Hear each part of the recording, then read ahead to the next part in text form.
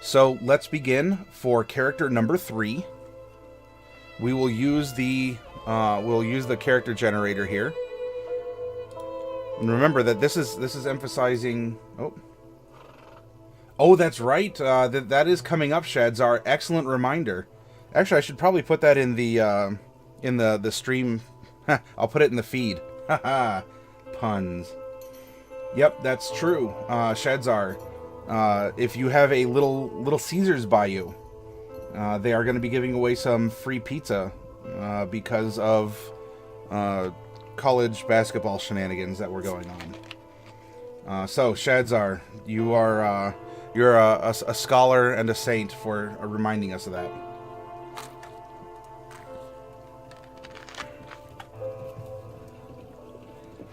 All right. As is asked in every Pokemon RPG, are you a boy or are you a girl? Let's find out with a percentile roll, including a 10% chance that we are a multi-class character, in which case we'll re-roll male or female again. 84, we have another male. A male what? Well, that's a very good question. We're going to roll a d10. If it's 10, we're going to re-roll it. This will determine our race. 8. Half-Orc. Ooh, this is... So we had a Half-Orc here, and we have another Half-Orc that we're making. This is the second party with 2 Half-Orcs. Apparently we're getting a random trend.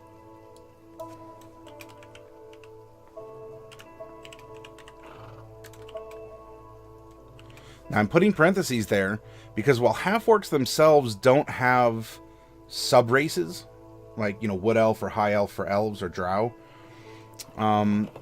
we can determine, well, are they more on their human side? Or are they more on their orc side in terms of personality or looks? So it's simple odds or evens. Let's roll a d10 and find out. Evens. All right, so they are favoring their orcish side in some way. Will that play a direct relevance in their characteristics? Maybe not. It's a good tiebreaker if we ever needed it. Technically, like Mr. Plunderloot stated, he's not a Dragonborn, but a half-dragon. In the eyes of 5e, it's a Dragonborn, but overall, Dragonborn are very, very special. Oh, I'm glad you like it, Clark. You've got mail. That's right. Well, Clark, hey, sit back. Even if you want, just close your eyes, kind of like lean back with your head, your hands in your head behind you, and follow along, as usual. And hopefully it helps if you're ever, I don't know, Clark, if you work on stuff or if you listen to this in the background. I know Delcorn is he's very traitorous to our community, and he doesn't actually watch the stream. He plays Skyrim while he listens to it in the background. Anyway, the point is, a lot of this you could just... I'm hoping you should just be able to listen to and enjoy the commentary and whatever we have going in the background. Occasionally there might be a cat, like I'm seeing one right here. Hi, you want to come up and see everyone? You want to stare at things like a creep? Okay, you can do that too. I tried. Alright. Male half-orc, he's favoring his orcish side in some capacity. Now we're going to determine his alignment.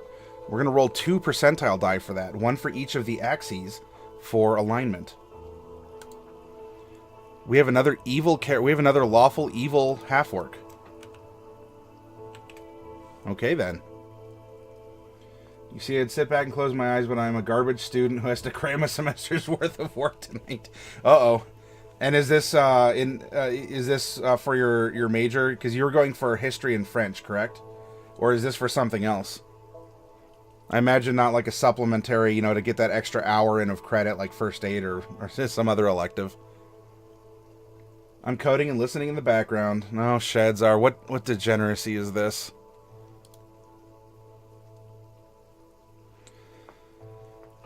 Well... what level is he going to be at? This is going to be a percentile roll. 30. We are going to be genning up a level 7 character. Ooh, just shy of his second ASI. Now we're going to determine if his level 4 stat bump is going to be that or a feat. We're going to do that with a percentile roll also. as we've made a distribution curve. 83. He is, in fact, going to be taking a feat.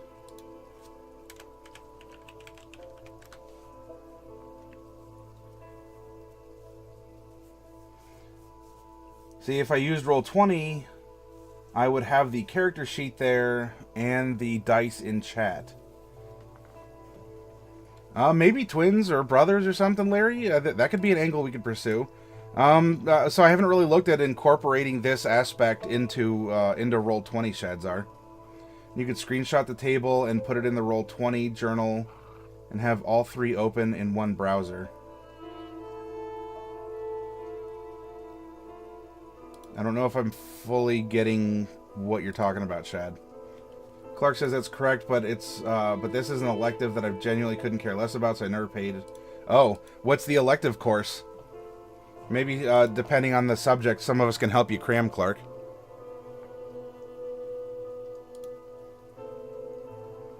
Background. D13. Roll it. 9. Outlander. And Outlanders do get an origin type.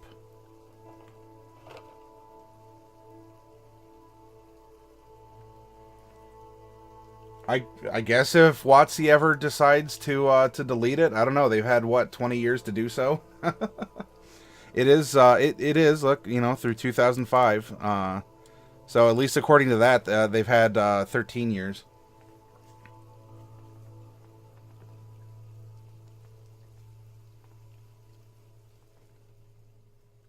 I don't necessarily know how to download the web page and make it work on its own, though.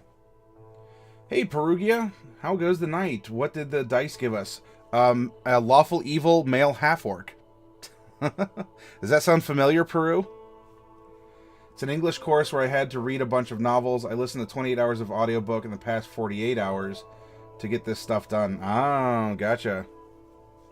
Just an idea, since I'm HTML coding, my mind is... No, that's fine, Shadzar. It's just that your computing brain is beyond my own. You know, I'm a little... I'm not that advanced right now. Dark Wolf, so last party had a charlatan and 2 half-orcs. This party has a charlatan and 2 half-orcs. Yeah, right? Isn't that interesting how that happens? Alright, we're going to roll a d10 for the origin of the Outlander. 10. Okay. We'll see what this is. Then we're going to roll 2d8 and 3d6 for the personality traits. 3 and 6.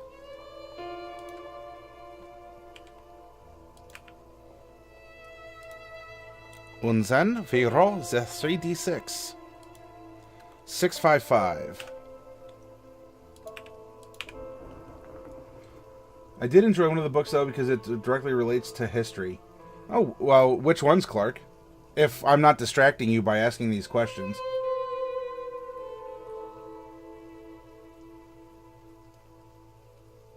Oh, okay, Shad.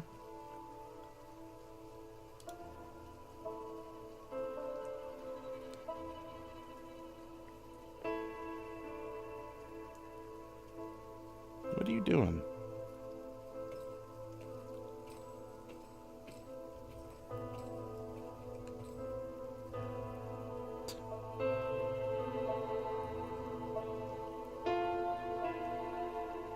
You know, I can stare at you too.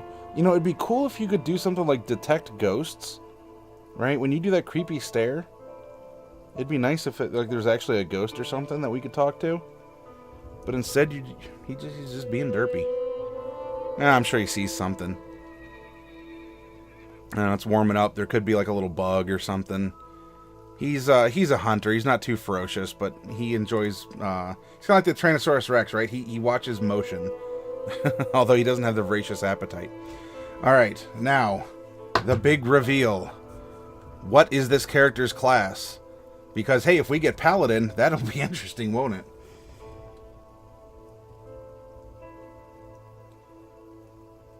Oh, 1984? Yeah, Clark. Oh, yes. 1984. That is my jam. That and Animal Farm.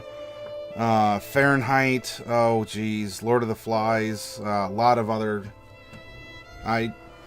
If you want help with 1984, especially how it corroborates with the Russian Revolution, well, the historical corroboration is probably your stronger suit.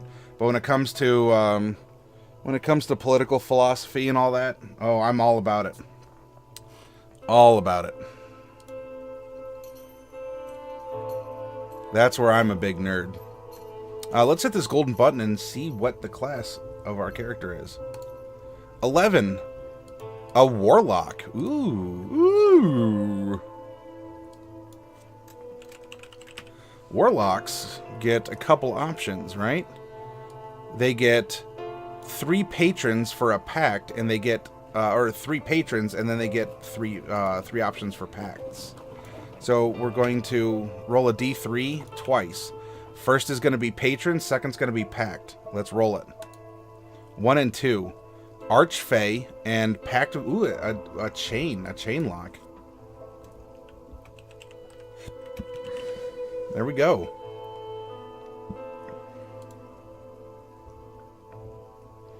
Now there's just a little bit more left to do. You read Fahrenheit in high school. Really thought it would be better than all my teachers made it out to be. Well, it's significant for... I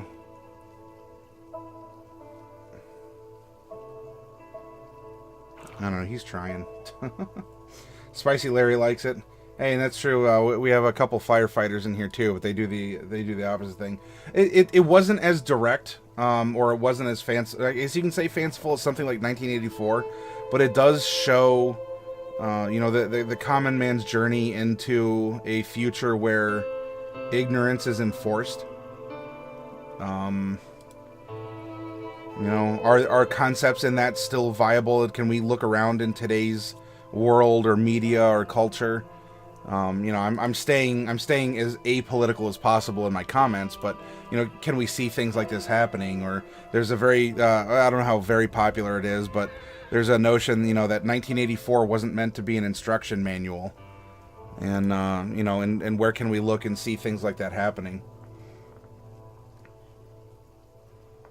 While I don't follow Canadian news that often, some does get spilled down into Ohio, or I just have a personal interest, and I know that there's a lot of...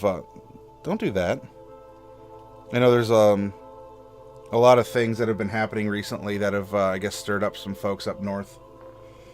The fun thing about Dice Roller, it could be customized to roll on your tables. Here, I'll get that going.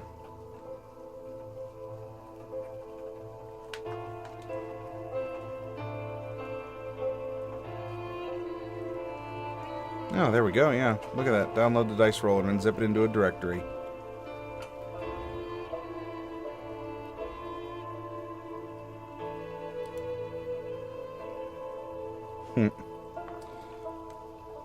Like, I get the significance and stuff, but it almost feels like it's trying a bit too hard to be different from other dystopias.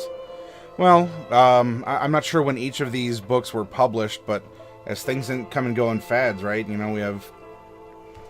we had Battle Royale, and then there's Hunger Games, and Maze Runner, and there's a couple other ones that are kind of coming around for another dystopia, and then of course you get misanthropes like me going, it's not like the old ones before. Where's the symbolism? It's all just like super cut and dry in your face. Oh, there's that one where there's the day that everyone can just murder each other and no one cares, stuff like that. Like, I get it. I'm not gonna be a book snob. I'm not a book snob. Though, you just hear about that and you're like, you're not even trying. You're just putting a facade on something. And then, I just gripe, and it's all bluster though. If people like whatever books, that's fine. I'm sure I read very weird stuff. My favorite is a book called Ishmael by Daniel Quinn. I don't know if any of you have heard of that. Let's look at this. Half-Orcs start at 4'10", and we're adding 2d10 inches. We're adding 16 inches. Ooh, he's a big boy. So that's going to put 5'10", and then 4 more is going to be 6'2". Now we're going to take this same 16 and we're going to multiply it by 2d6. So we have 16, 6. So we have 6, carry the 3, that's 9, and then 0. Okay, so it's going to be 96. We're adding 96 pounds, 100 and, or 236. There we go. 236 lubs. Next up, we're going to determine his age range. That's going to be on a percentile roll. 70.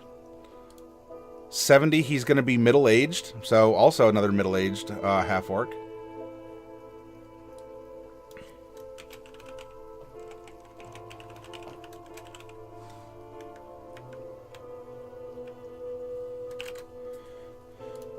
Look at the chart, bada boom. Middle age is 4, so we see where it intersects. 41 to 55. That's going to be a D15. 11.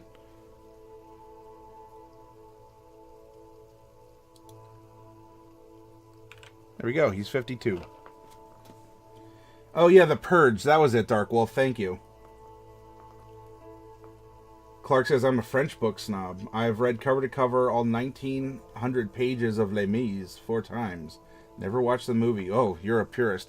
You, sir, Clark, can push up your glasses and put your pinky out as you sip your tea with your nose in the air.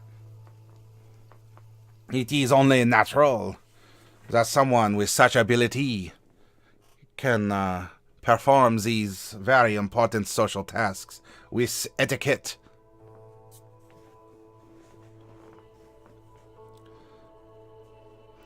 After all, snob is a French word.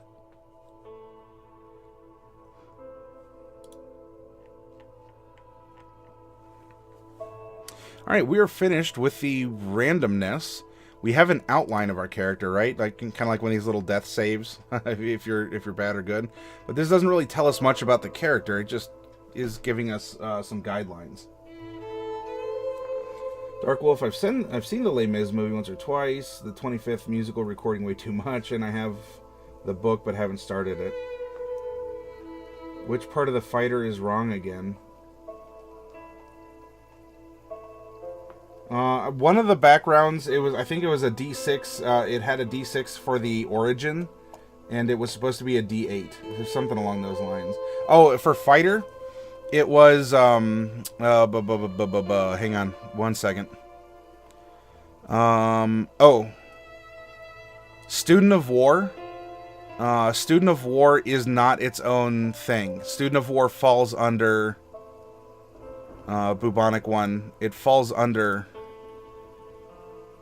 see, you have Champion right here as a martial archetype. You have Champion, you have Battle Master, and then Student of War is an aspect of the Battle Master.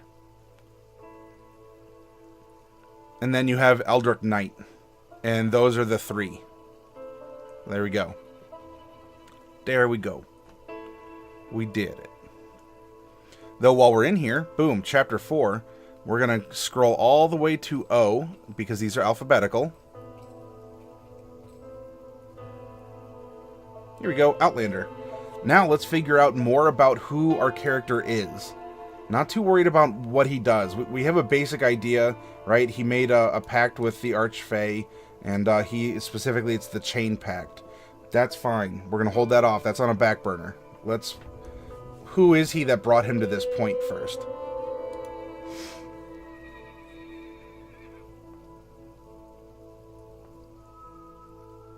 Uh-oh, Clark and Dark Wolf are being hot culture. We say our fancy talk of musicals. Ugh. That is nothing. For I am the French snob. You've read Phantom in French twice and seen that on Broadway too. Oh, hibbity-jibbity. I got a little ahead of myself. There's a couple things we can add here first. Outlander 10. Tribal Marauder. Alright. You've been to strange places and seen things that others cannot begin to fathom. Consider some of the distant lands you've visited and how they've impacted you. You can roll in the following table to determine your occupation during your time in the wild, or choose the one that best fits your character. Maybe Spicy Larry. We might be able to move in that direction. Clark says, so I have seen that's a movie unlocked with Les Mis. Am I nasally enough for the French accent? I wish I could see things on Broadway, unfortunately. I am Le Broc. Le Broc. Yes, Bubonic. They are tasty, and they actually do have a spice to them. You know, a lot of, like, mass-produced snacks are like, oh, it's hot, watch out. And you're like, but this is medium at best. What's going on? No, those do have a good burn to them, Bubonic. Our background features Wanderer. You have excellent memory for maps and geography. You can always recall the general layout of terrain. We can also find fresh food and water, etc. It's a really good... That is a very good support, right? If it's in a fertile enough place, this character can support the party and save a lot of money. Darkwolf says, I've seen non-musical Poto movies, though. Bubonic says, I love them and they're hot and sweet. Clark says, I haven't been on Broadway in years. Was in New York once and hit all my favorites at once.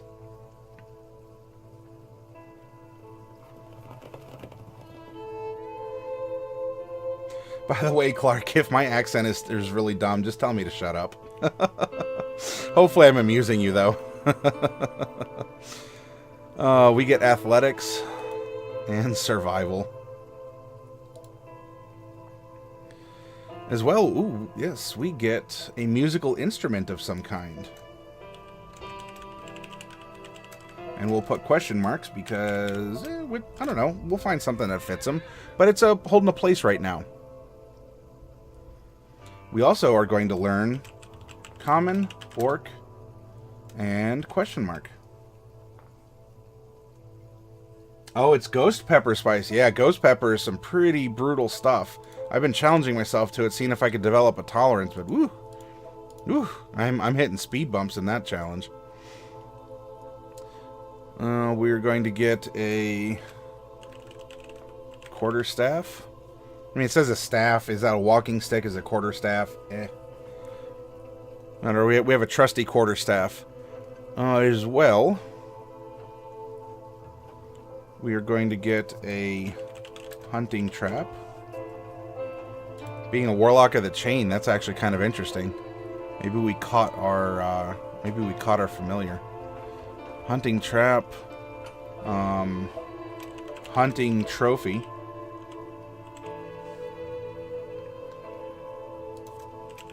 Traveler's clothes. And a belt pouch with 10 gapuds. There we go. Darkwolf says, closest I get is local student plays and occasionally Cedar Point Broadway mixtapes. A staff is a staff, says Bubonic. When it matters not if it's a walking staff, it's still a freaking bashing instrument. That's true. Can you bonk people with it? That's what matters. That's what we're really concentrating on here. I forgot how bloated and badly written this thing is. I would just need to rewrite it with the tables built in. Or... Wait, you talking this? Like this is bloated? Or whatnot shads are? Or are you talking about whatever the side project is that you're working on right now for the tabletop conversion that you've been doing? Because it was something for Fantasy Grounds, if I recall correctly, right? Our personality, now let's pop over to page 2. 3 and 6. I once ran 25 miles without stopping to warn my clan of an approaching orc. we'll just say of an approaching horde. I'd do it again if I had to.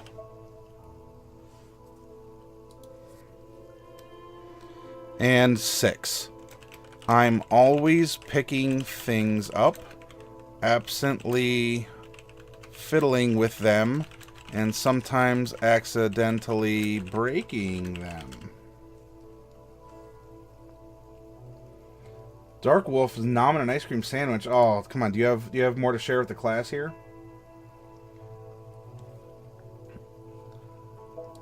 So 25 miles. So that's a retelling of how we get the name Marathon, since that is the Greek tale of someone who ran 25 miles in order to warn of an invasion. Or no, I'm sorry, not to warn of an invasion. It was to not warn. It was to declare victory. And so after running 25 miles, this why am I forgetting the name of the character? The character ran up and like to the king, and with heavy breath and everything, declared Nike, which is victory. And of course, right, we're talking about shoes, right? Nikes. Declared Nike and then collapsed dead. So we have a marathon runner here. Ideals, or at least so he says. Ideals is 6. Glory. I must earn glory in battle for myself and my clan. Now, if it's not clan, we could even say, if we want to make him a dedicated warlock, for his pact. And we could even say for someone who is going to invade his pact realm, something along those lines. Bonds, 5. I suffer awful visions of a coming disaster, and will do anything, including running 25 miles, to prevent it. Ooh. We're getting... Speaking of spicy, we have a spicy character here. Flaws, 5. Violence is my answer to almost any challenge. That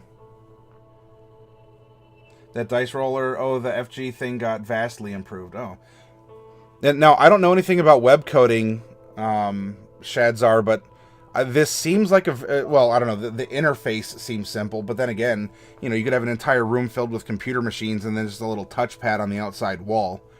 So I couldn't tell you, like, it looks easy enough, right? It's, you're just commenting it now for the users so they know what things do. I almost used Nike in Gurdon's name. Oh, yeah.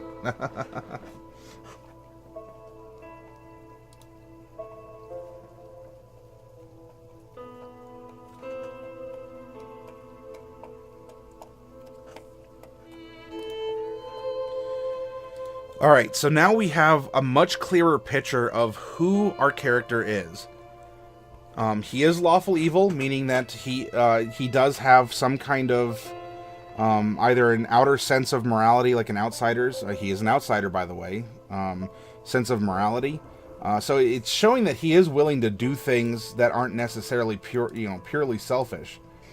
But in this case, if he's doing this in order to protect his power, or he's doing it to gain favor with his patron, something along those lines, we can still flavor all of this with his lawful evil alignment.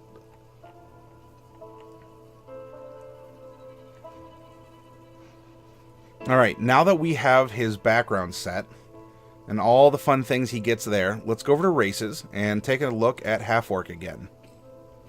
We're going to get a couple nice things from this. We're going to get 60 feet of dark vision. I like this little third eye we have up here for it. So we're going to type in 60. We are a medium-sized creature. We get 30 feet of movement normally, which is going to give us a 15... Whoops, I'm sorry. 30. Not there yet. Those are hit dice. 30 run, 15 climb, and 15 swim under normal circumstances. We will get training in Intimidation.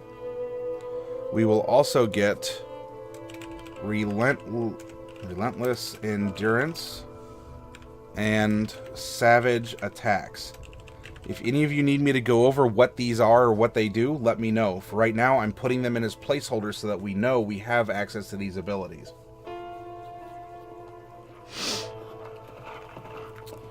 And that should do it for Half-Orcs. Yeah, that's true, Spicy Larry. He could, in an effort to expand his territory.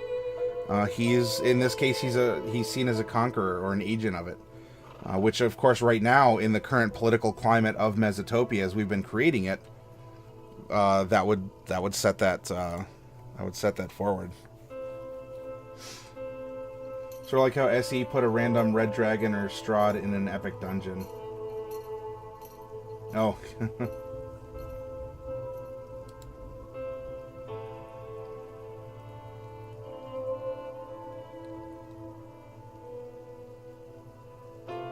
You make something that will roll each thing and give you the result on your table on it. You don't have to look up on the table. Oh, I see.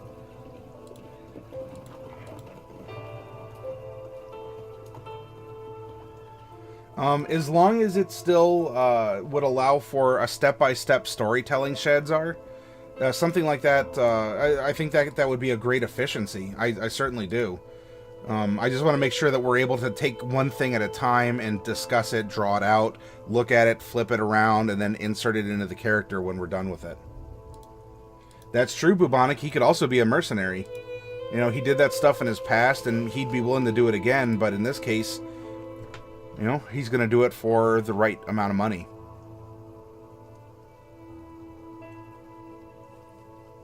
These are very good ideas.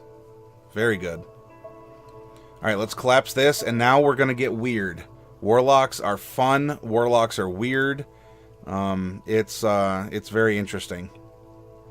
All right, our proficiency at level 7 is 3. Yay, that was easy, right? Okay, we're done. We get D8 hit die. So we have 7 total hit die, and our hit die are D8s, and we've used 0 of them. There we go. We are going to know at 7th level 3 cantrips. 1, 2, and 3. Remember, as we're building this character, we're going to be thinking of a feat to give him instead of his first ASI at level 4.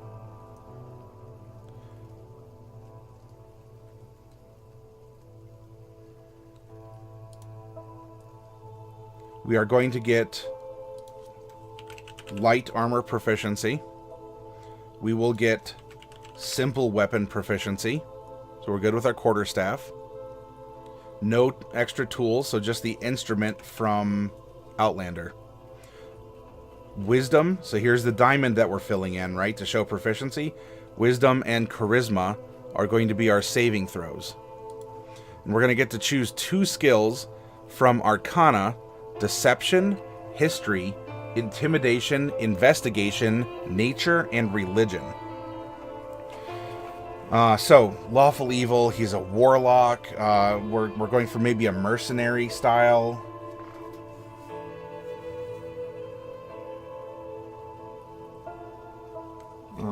That's an easy mercenary. It's Clark says, I think I finished all the things I was hoping to finish tonight, poggers. Shadzar, you would have to roll each individually. I ain't fully automating for free. Gotcha, Shadzar. By the way, pew, I dodged the laser. Bubonic 1, check Discord for a fixed version of the random generator note I sent along with it. Okay. Oh, note the note. You just got to check if Bubonic has the table fixed, and then someone send me the table. Okay, I can take a look at that. I'm going to finish this up real quick, and then we can get through that and compare.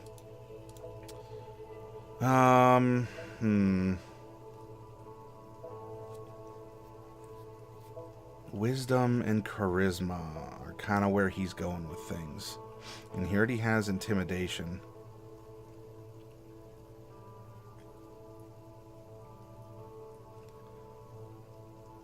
I don't really see him being the deceptive type, right? If we look at his personality, glory, he suffers visions, violence is his answer. He's not really the type to deceive.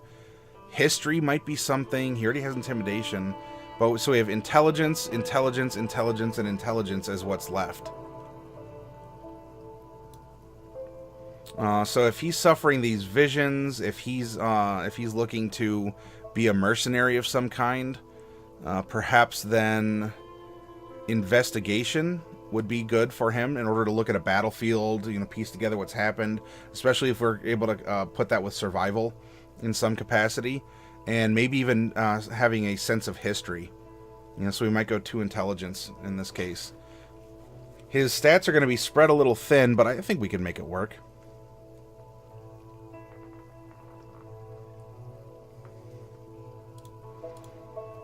All right, we have our patron, and we have Pact magic. Cantrip, spell slots, spells known.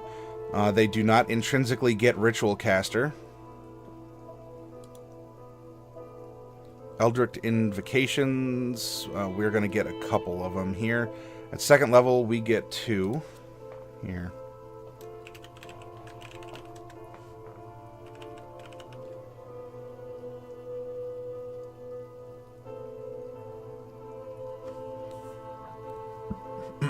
Seventh level, we get 4 invocations. There we go. And we do get a Pact boon, Pact of the Chain. You learn the Find Familiar spell and can cast it as a ritual. The spell doesn't count against your number of spells known. When you cast the spell, you can choose one of the normal forms for your familiar, or one of the following special forms: Imp, Pseudo-Dragon, a Quasit, or a Sprite. Additionally, when you take the attack action, you can forego one of your own attacks to allow your familiar to make one attack of its own. That way, if you don't want to bonk something with our quarterstaff, you want to have our Quasit go up and poke with its little pointy bits, we can do that too. Spicy Larry says maybe he commits evil because of these visions. He does act evilly because he thinks his actions will help stop them. Yeah, so it could be, he thinks he's doing the right thing by committing these acts. And if that's so, we're going to have a very interesting party. Because we have people who are doing the right things for the wrong reasons, or the wrong reasons for the right thing, or whatever. You get what I'm saying. The right things for the wrong reasons, or the wrong things for the right reasons. And this could possibly be, even if it's mercenary work, like what Bubonic offered, or something along those lines. We have these characters who have this weird kind of duality, or a mixed outlook on things. Yeah, lots of different intentions. Lots of them.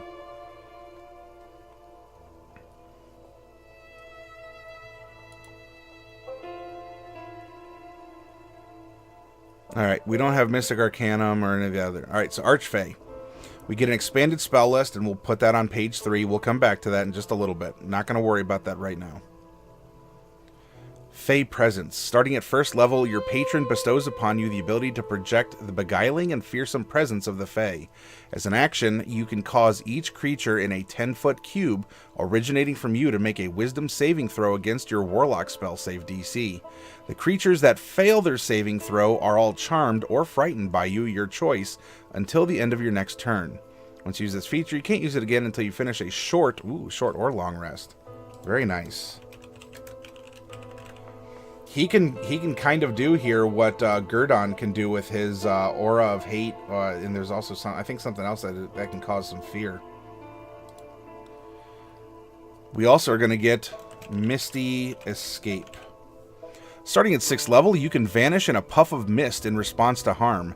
When you take damage, you can use your reaction to turn invisible and teleport up to 60 feet to an unoccupied space you can see. You remain invisible until the start of your next turn, or until you attack or cast a spell. Once you use this feature, you can't use it again until you finish a short or long rest. Alright, there we go.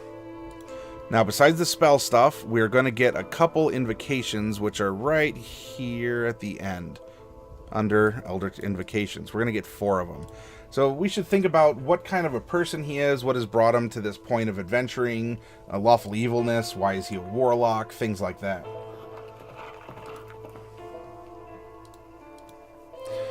Oh, he can just focus on his blast. We can give him all sorts of blast stuff.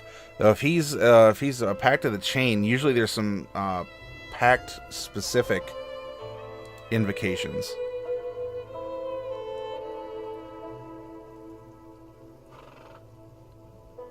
15th and chain. Okay, not quite there. Any other ones?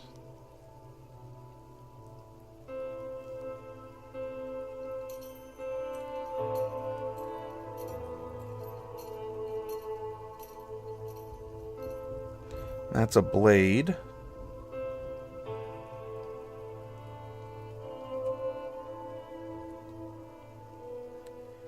Pact of the Chain. Voice of the Chain Master. You can communicate telepathically with your familiar and perceive through your familiar's senses as long as you are on the same plane of existence.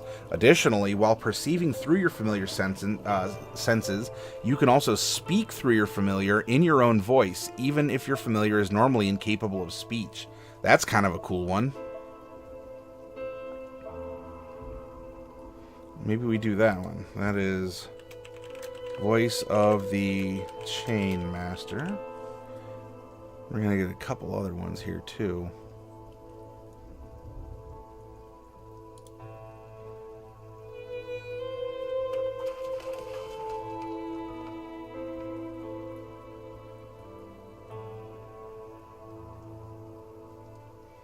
Maybe he and Gurdon are connected, maybe brothers, and he has these visions, and he and Gurdon act upon them. And then Gurdon's breaking his oath because he's maybe attacking, killing people the Warlock says are going to do something evil, despite the fact that they've done nothing wrong yet. That's true. Or Dark Wolf. It could even be that maybe if we're doing this as a brother thing, right? Maybe the brother was this vengeance paladin, and he forsook his oath by falling into his brothers, saying, look, stop, forget about these enemies, forget about your pursuits, we have to take care of this. And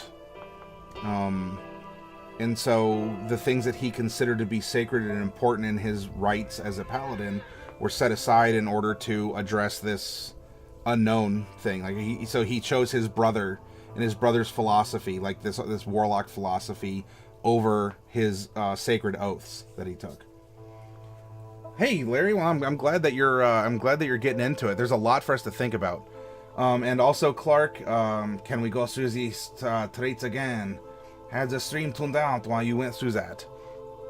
Here's his traits.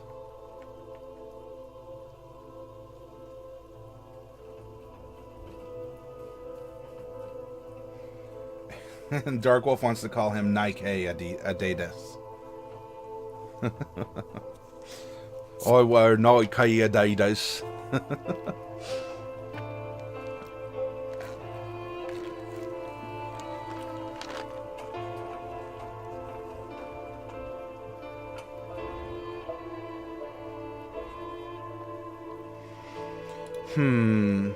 Fiendish Vigor sounds really interesting. You can cast False Life on yourself. Let's see. Down here, alphabetical. It's flashing as a heads up. Flash, flash, flash. Bear with it.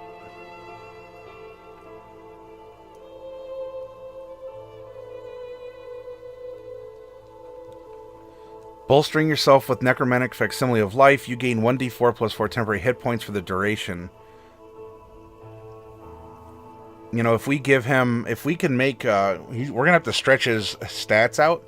Something like this could be good if he goes around with temporary hit points to help make up for his lack of constitution. As well, this could also be why the Oathbreaker Paladin started learning Necromancy, if we give Necromancy spells to this character. See, it's making sense. It's writing itself, at least in this theater.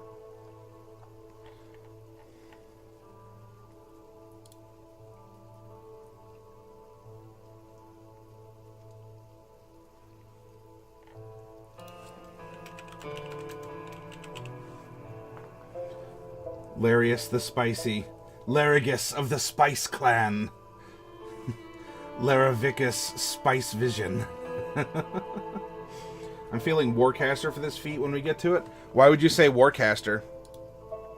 Clark.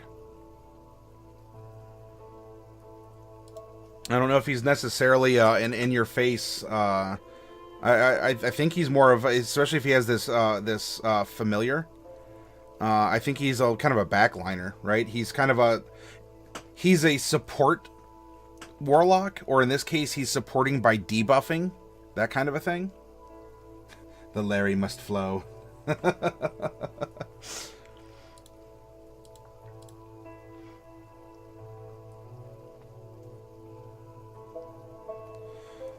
What might also be appropriate, right? If he has, he has relentless endurance and savage attacks. So if he's cornered, you know, I guess there's something like that. It would be, he has his quarterstaff if he really needs to. I just don't know if, pardon, if we really need to focus. Well, he's a half-orc who feels violence. No, I get what you're saying, Clark, and we can pursue that route. Though, you know, just remember, if he's not really... warlocks don't cast a lot of spells.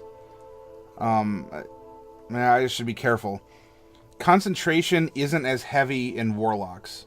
At least as it's coming to my mind here, just off of a cursory mental scan of their spells.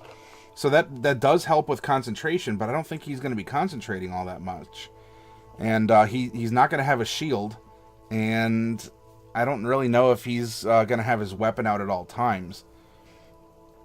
You know, you have a lot of things here, like your invocations, which may require concentration, but they're also a little weird in that they're kind of slotted into you.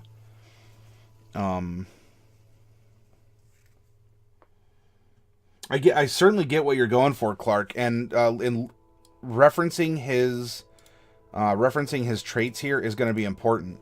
In fact, if there's a way that maybe we can give him some kind of endurance, right? He ran 25 miles without stopping to warn his clan. Well, that's probably before he could get a familiar that could fly. You know, could something like Fiendish Vigor have helped keep him up on that? Could we give him something else that would have been a part of this?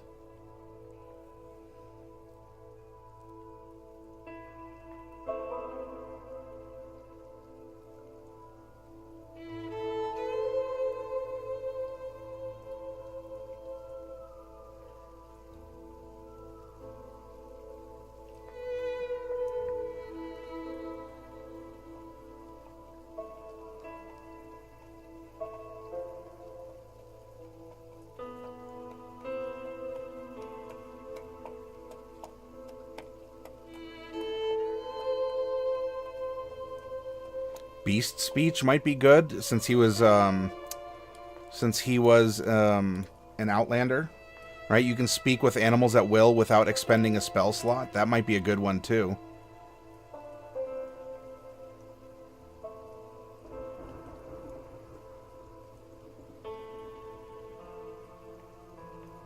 Maybe something a little defensive. Armor of Shadows might be good. But, I mean, if he's going to get hit, I don't know if really Mage Armor itself is going to be... if Mage Armor itself is going to be extremely helpful in that regard.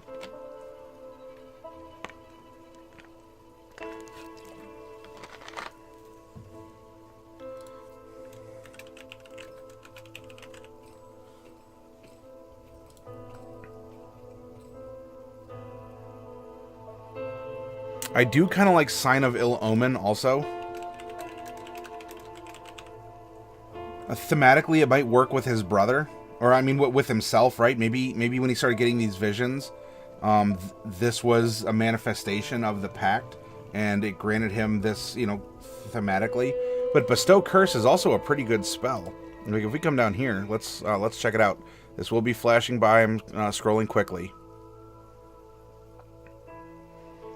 It is Necromancy. It's more Necromancy, right? This is where maybe Gurdon here had learned some of his necromantic stuff when he fell. You touch a creature, and that creature must succeed on a wisdom saving throw or become cursed for the duration of the spell. Now, that is a concentration, but is it in the middle of combat? I don't know. When you cast a spell, choose the nature of the curse from the following options. Choose one ability score. While cursed, the target has disadvantage on ability checks and saving throws. While cursed, the target has disadvantage on attack rolls against you. While cursed, and that, by the way, that is a big... you want to talk about armor? That's pretty good, too. While cursed, the target must make a wisdom saving throw at the start of each of its turns. If it fails, it wastes its action that turn doing nothing. That's huge party support also by enfeebling. While the target is cursed, your attacks and spells deal an extra 1d8 necrotic damage. I think that's really thematic for the character and can be powerful and supportive. Mobile, maybe if we're looking at that trait. Durable, inspiring leader. Yeah, Clark, I think maybe something like that. It's still battle, right? And mobile might be really good because that would give him that movement, right? That extra movement to run 25 miles, that kind of a thing. I think that those are my own suggestion. I'm liking that list because Warcaster is almost a default. Oh, okay, we have a mage, he's combat-y, Warcaster. It's like giving a character Lucky. You should almost always choose Lucky because it's really good. That said, it's I don't know if any of you play Pokemon out there. You have Smogon University that puts Pokemon in tiers and whatnot. You have feats that are really good. They are just uber feats and they work in all situations. They're extremely utilitarian. They work for attacks and saves and all the ability checks, etc. And then you have ones that are way more niche and are underused. I would definitely put Warcaster in maybe an overused. And I'm not saying that's bad. That means that it's actually a really good feat. Though for this character, I think if we have this swiftness, we have someone who's maybe relying on being in the back line and can rush forward if necessary. Especially, so we have a touch attack here. Someone can just rush up and go, and curse you. Curse. And then maybe can retreat back and maintain the curse while staying out of range. That could be really good. Bubonic is thinking 8, 10, 12, 13, 14, 15. So just going, just ascending down the line for his stats. Yeah, because I really don't see him being... I just really don't see him having high armor, high attack. I think he's going to be a very magical warlock who is quarterstaff. Maybe he can swing, but it's not really going to hurt or do too much. What dice rolling method is used? Can't make the table until I get the tables, so got to start somewhere. Shadzar, I'll look at that. I'll look at that page and get it. I'll look at what Bubonic was refining and go from there. Unless are you talking about? Yeah, unless you're talking about for starting stats. In that case, it's an array. Spicy Larry is going to the forest. A twig snaps. Just a deer, you hope. But then pounces an orc warband. Only a 12 or greater can defeat it. You attack normally, adding a +2 modifier, but it's worth 150 experience if defeated. Spicy Larry gets the d20, swirls it around a couple times, launches it on the table. 1 d20 is rolled, and it stops on a 6. +2 is 8. No, says Spicy Larry. Ugh, falls to his knees. Blood trickling. Avenge me, Blarg. Yeah, orcs eat well tonight, Bubonic. Orcs eat well.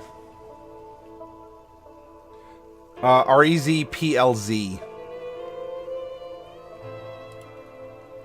There we go. So we're filling out... see, part of the character definition is in the spells that your... character knows.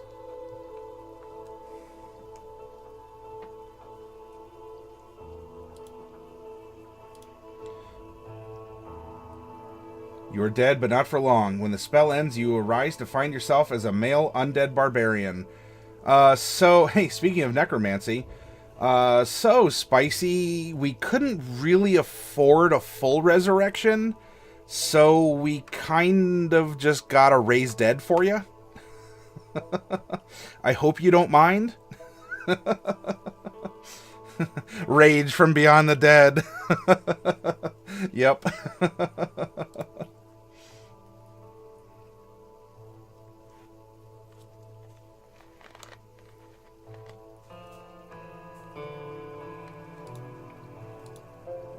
Oh, gosh.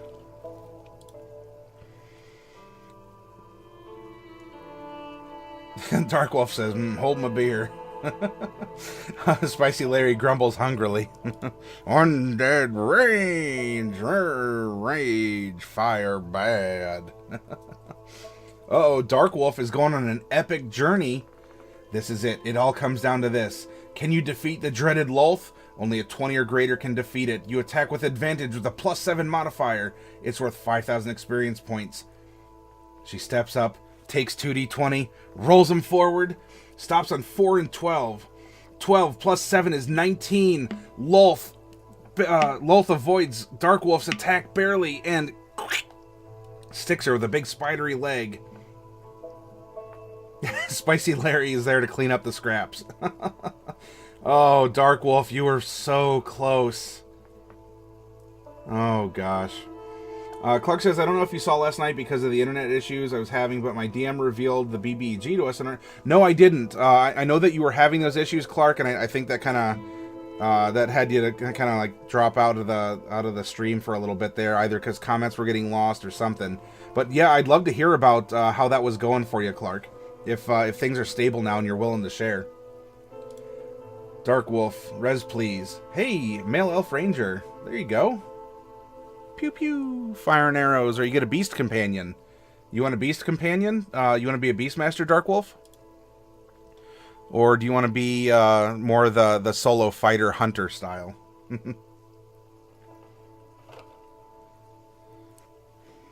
Okay. Let's come down here and weave our spells real quick. We are going to get, at 7th level, we have 2 spell slots of 4th level. Because, remember, warlocks are a little bit weird. We get 3 cantrips that we will simulate down below as above. 1, 2, 3. 8 spells known. And remember how you do this.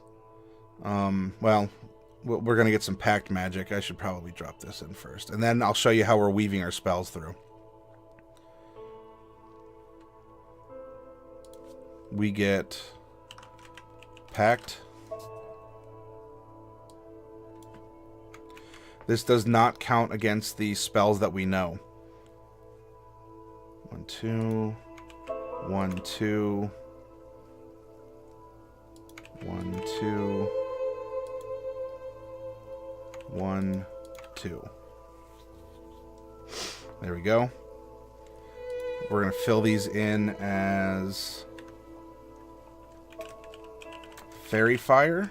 Good luck being invisible. Fairy Fire is a really potent spell in that regard. Sleep. Calm Emotions. Phantasmal Force. Blink is very good in defensive. Plant Growth.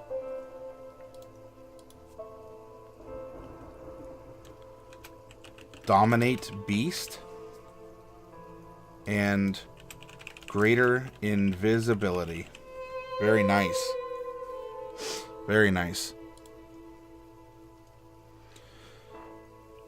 Alright, we have 8 spells known, and this is going to be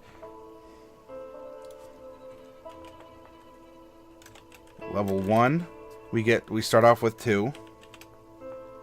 And I find it's helpful to indicate to yourself, or if your DM wants to see your sheet, how or where you got the spells that you have. Right? 2 spells known, and we would only have level 1 available.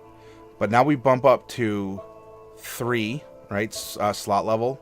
So now we have a 3rd that we get at level 2. Whoops, level at. Now at level 3, we get another spell, right? We go from 3 to 4. However, we can start learning 2nd level spells. If we want, we could say, yeah, level 3, we're going to get another 1st level spell. Or we could put it down here and say level 3. And we're going to do this again at level 4. And up until a certain point with Warlocks, this is how it's gonna... we get 3 and then 2, 2, and 2. If we really wanted to do that. That's the shorthand. You saw it continually increases here until we hit 9th level. Well, we haven't done that yet, so we don't need to worry. So then we can say level 5 if we wanted. We can say level 6 if we wanted. And we're level 7, and we can go level 7. At some point in time, let's say that we want to move our level 6 slot to 1 or 2. We can do that during a level up process. So we do have options. However, this is how we're getting what we have. Pardon me. Whoops. Spicy Larry sneaking into the Underdark. Let's see. Oh, Dark Wolf. Okay, so Dark Wolf does want to be a Beastmaster Ranger, so you'll get a wolf. There you go. So you are a male elf ranger with a wolf companion. Hopefully it serves you well in your further adventures, Dark Wolf. Spicy Larry says, might as well take my undead barbarian on a test run. Go into the Underdark. 2d20 because of advantage. 3 and 19. Oh, look at that. Yeah, Spicy Larry, look at that. You hit with a 19, so 24, and you only needed 17. That gas spore just pops, and oh, you get 2,500 EXP.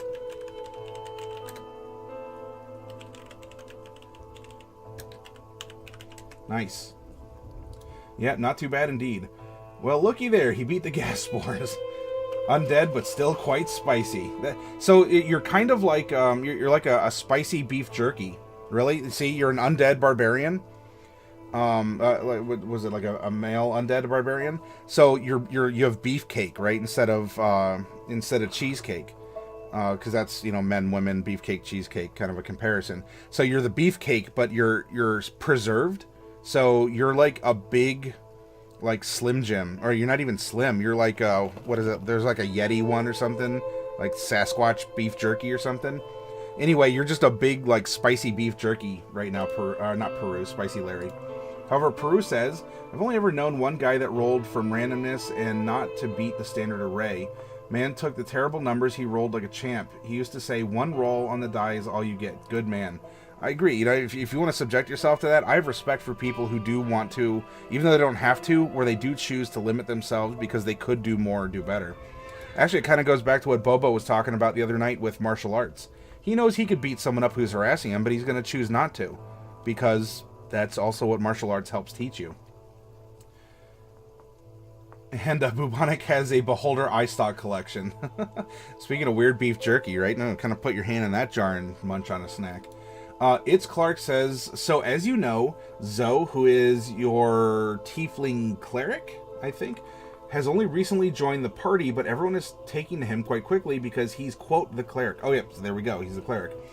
We arrived upon a city that had very recently been ravaged by undead, which Zoe, who no one knows who his deity is, went nuts trying to figure out why the undead were in his city. We learned from a guard that a local wizard turned lich, ooh, that's a process, set a horde of undead on the city to hone his skills before setting his attentions on the capital of the empire. Ooh. Keep typing away, Clark. I'm following along. Dark Wolf pets his wolf companion. Clark says, I had to talk with the DM after the game. He told me that the Lich is going to be the Lich King from Warcraft. Oh, cool. All right. So you're having you're going to have a crossover, and it seems like you being a World of Warcraft player, you're getting a real sense of power or the scale of who this person is. That's really cool, and I'm glad that. Hopefully, it wasn't spoilers, but I'm glad that it's really getting you excited, Clark. As this plays out, or if you want to describe more, please feel free to do so. I love hearing about your all's adventures and your characters and what's going on. As I even tried to show, I try to remember the characters that you're playing and what you're going through as. So for Zoe, I'm like, Zoe, Tiefling, and I think that was the cleric and not the rogue.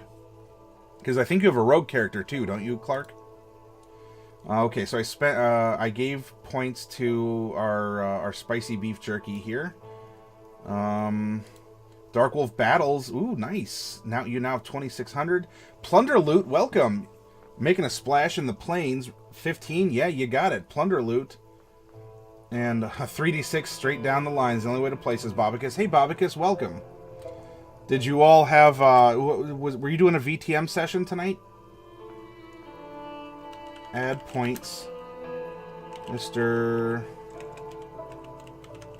Plunder Loot 125.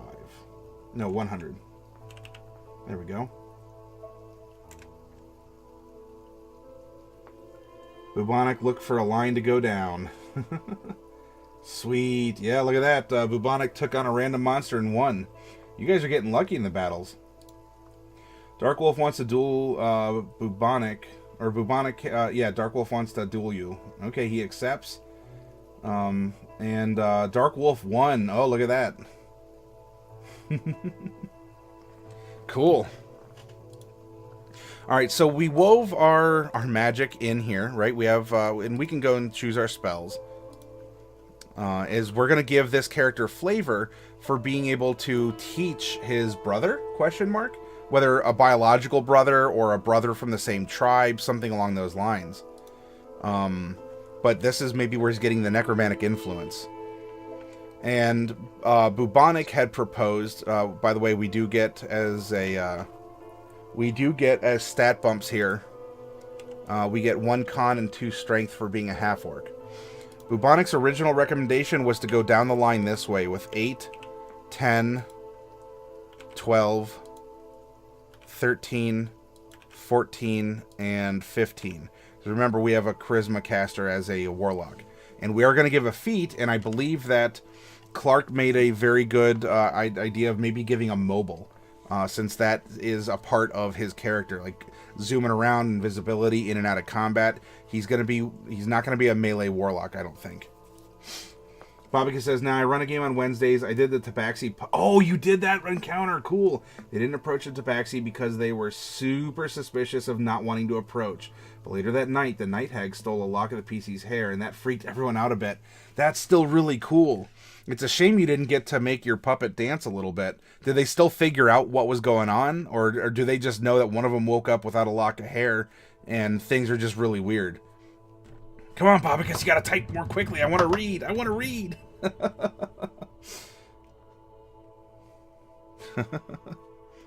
And yeah, Bubonic, you have the means to afford those kinds of duels.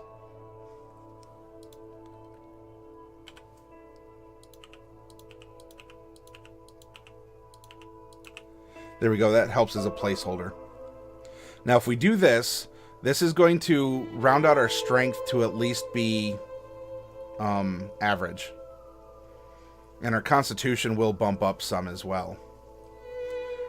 So if we go along this stat line, this is going to give us a 10, 10, 13 con. You know, so having hit points... so if we're talking Pokemon, being a hit point tank in this case, if you have Blink and other things available to you, I think that's going to make sense for what this character is going for.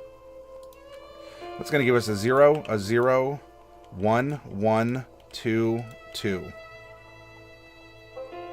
Okay, we have some more adventurers going on. Plunder Loot is going into the plains. Is it a rabbit? No, a scarecrow jumps out. Disadvantage, 3 and 5. Oh, even with advantage, that would have been brutal, Plunder Loot.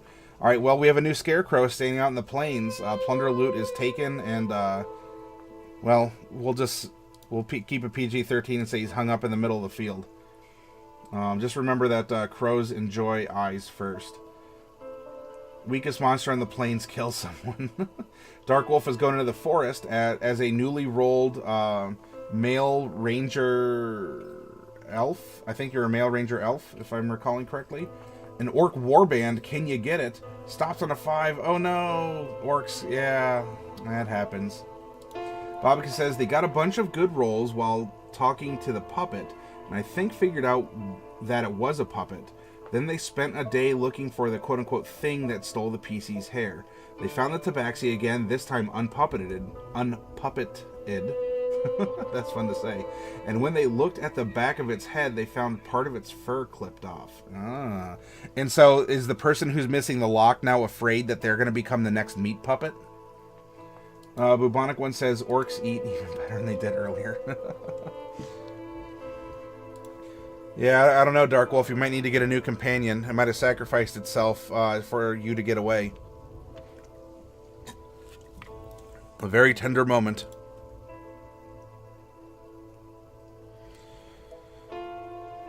You know what? I think we have, we pretty well have a character here.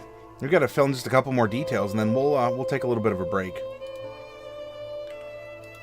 0, 3, 0, 0, 0, 0, 1, 1, 1, 1, 1, 4, and 4,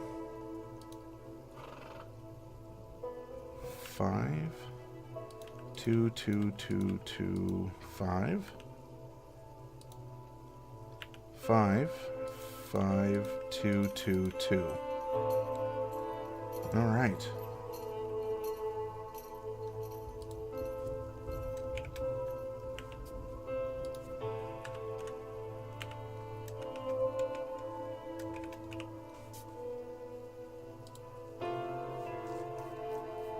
There's that. Passive perception is going to be 12.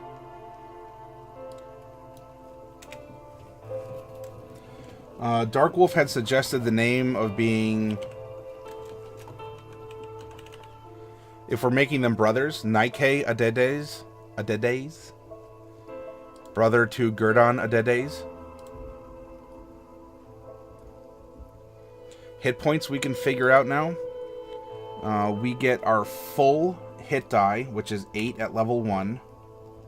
Then we're going to get our Constitution modifier of 1 times the remaining, or times all 7 levels. Then we're going to get half plus 1, which is 5, with the remaining levels, which are 6.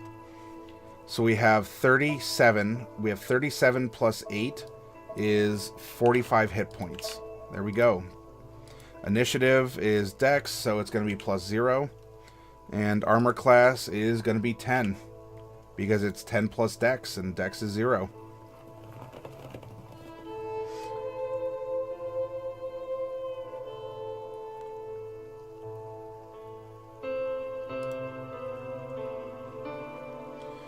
We get a light crossbow and 20 bolts, or any simple weapon.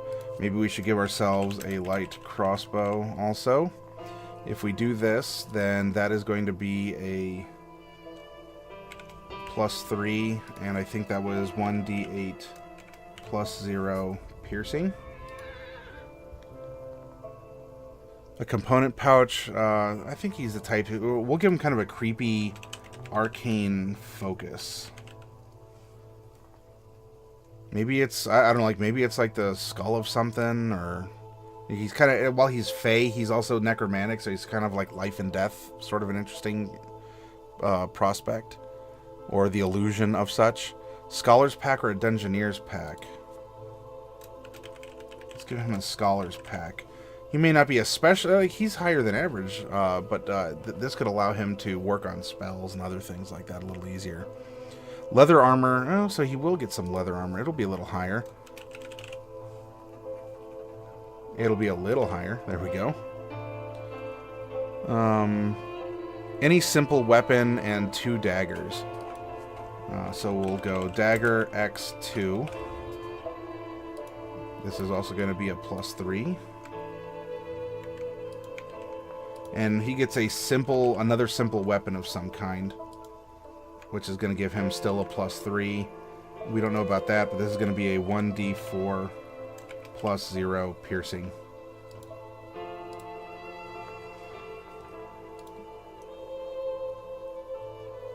Bobicus says, yep, okay, so the person was freaking out. Actually, what happens is that the Sown sister creates a quote-unquote look-alike from the lock of hair and interrogates it for information on the adventurers. Oh. Yeah, sorry, Dark Wolf. But you can find another one in the woods. I know it's not the same. It's, you know, it's a little callous to just say replace it. But, you know, cycle of life and death. You live on, so, you know, make that sacrifice worth something.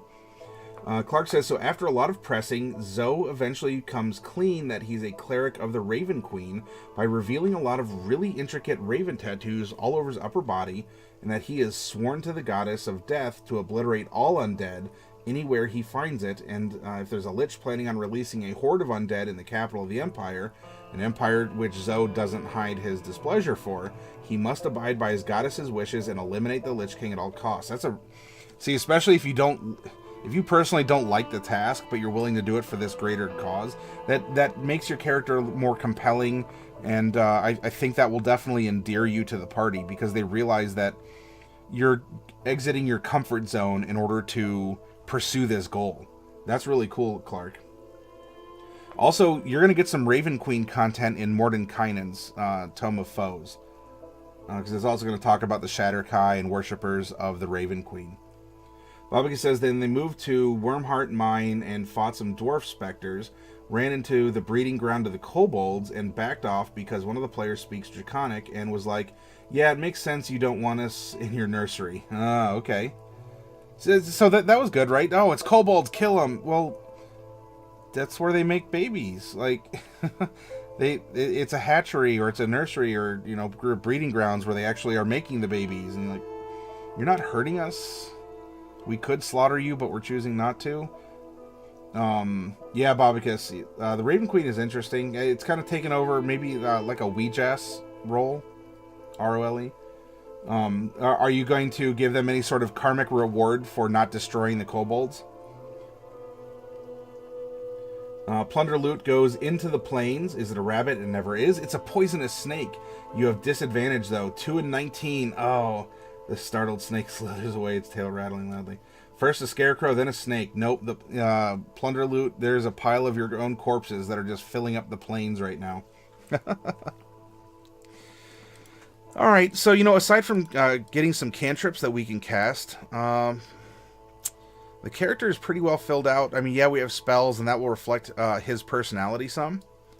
Though right now, I think we're good to take a break, and we'll come back and we can discuss spells it a little bit later. But the core of the character is made, and even a relationship to this other character that we made last night. So I'm going to take about a 10-minute break or so. I'm going to get some things ready so we can decide, now that we have these 3 characters, which region of Mesotopia will be appropriate for this next step journey we're taking.